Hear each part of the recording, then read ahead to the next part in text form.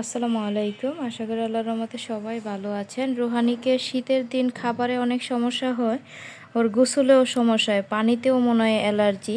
এই যে গোসল করার পরে এই যে ছোট ছোট দেখতে পাচ্ছেন কি না জানি না, স্পষ্ট বোঝা যায় কি না, কিন্তু মানে সরাসরি এই যে এগুলা অনেক লাল হয়ে আছে, যেমন বিষ পিঁপড়া কামড় দিলে যেরকম হয় গোসল করার পরে রুহানির শরীরে ঠিক এরকম ছোট ছোট অ্যালার্জির একটা যেমন গুঁড়া বা ছোটো গামাসি গুঁড়া বা কিছু কামড় দিলে যেরকম হয় ওই রকম হয়ে পুরো শরীরটা এমন হয়ে যায়। এর জন্য ওকে প্রতিদিন গোসল দিয়েও না আমি 3 দিন 4 দিন পর পর করাই। দেখেন এই জায়গার ইটা দেখেন, এই যে পিঠে দেখেন কি অবস্থা,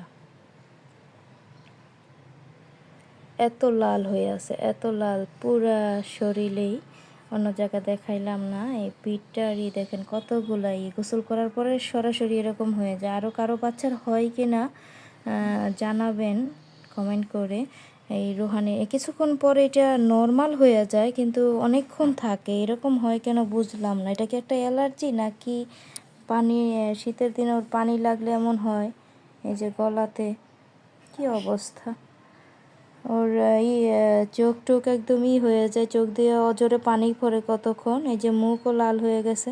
আমি কখনো দেখি নাই যে কারো পানিতেও অ্যালার্জি, তাও শীতের দিনে বেশি সমস্যা হয়েছে। এই যে গালেও এরকম হয়ে গেছে। এটা রুহানির শীতে বেশি হয়। এই শীতেই হচ্ছে তা নয়, আগেও হইতো, ছোট থেকেই 1.5 বছর থেকে জিনিসটা খেয়াল করলাম আমি যে ওকে শীতের দিন গোসল করাইলে, আগে গরমের দিন গোসল করাইলে তেমন কিছু হয় না।